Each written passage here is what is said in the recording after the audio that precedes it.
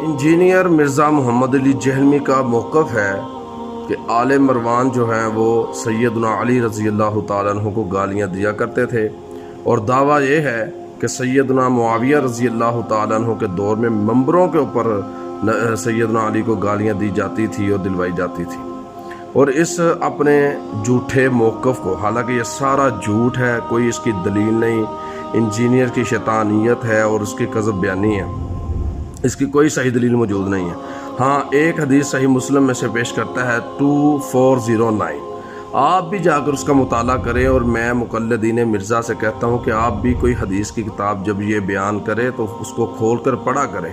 اور اس کا ایک دعویٰ یہ ہے کہ میں نے صحیح مسلم اور صحیح بخاری متعارف کروائی ہے۔ بھائی تو خود متعارف کا محتاج ہے، تیری تو ابھی پہچان ہی نہیں ہے کہ تو رافضی ہے کہ کس مذہب سے، کس گروہ سے تیرا تعلق ہے، تو خود بے نام ہے، تو نے کیا تعارف کروانا ہے؟ اور اہل حدیث جن کے مدارس کے اندر تقریب بخاری ہر سال منعقد کی جاتی ہے، صحیح مسلم ہر سال پڑھائی جاتی ہے، دیگر احادیث کی کتابیں ہر سال پڑھائی جاتی ہیں، انہوں نے کیسے چھپا لی یہ احادیث؟ اب بتائیے کہ اس کا یہ جھوٹ کدھر جائے گا؟ اب یہ جھوٹ بولتے ہوئے کہتا ہے میں نے متعارف کروایا ہے، تو جو لوگ متعارف ہوتے ہیں، جو پڑھتے ہیں، وہ جا کر تحقیق کیوں نہیں کر لیتے ان چیزوں کی؟ وہ صحیح مسلم کی حدیث 2409 جا کر آپ پڑھیں، اس کے اندر کیا ہے جی؟ سیدنا سہل بن سعد رضی اللہ تعالیٰ عنہ فرماتے ہیں کہ ایک بندہ آل مروان میں سے مدینے کا گورنر بنا، اس نے سیدنا سہل رضی اللہ تعالیٰ عنہ کو بلا کر کہا کہ آپ سیدنا علی پر شتم کریں۔ اچھا جناب، سب سے پہلی بات تو یہ ہے کہ اگر یہاں شتم سے مراد گالی دینا ہے تو ہم تو کہتے ہیں کہ اس نے بکواس کی ہے اور اس کی یہ حرکت بکواس ہے، تو وہاں پر ایک آدمی کی بات ہے، سارے آل مروان کی بات نہیں ہے۔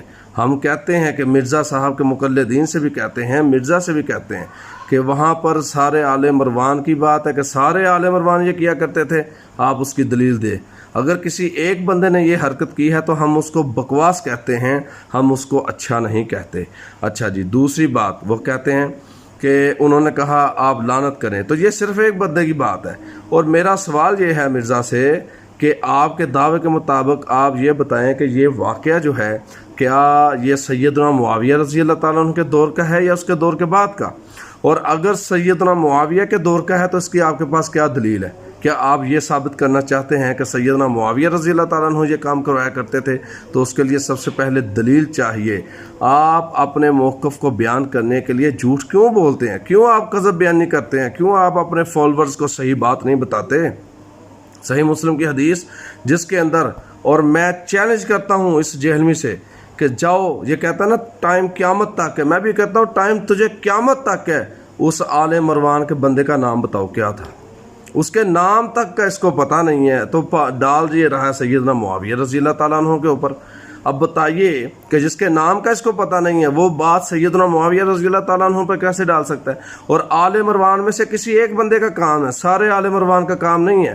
تو پتہ چلا کہ مرزا صاحب اپنے موقف کو بیان کرنے کے لیے جھوٹ کا سہارا لیتے ہیں، اور ساتھ یہ ضعیف احادیث سے اپنا موقف بیان کرتے ہیں، اور اگر کوئی صحیح حدیث ان کے پاس